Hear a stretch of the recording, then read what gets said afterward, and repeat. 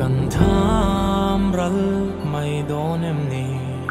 ti mai hian kan top don em ni thei ni se o ka chel ding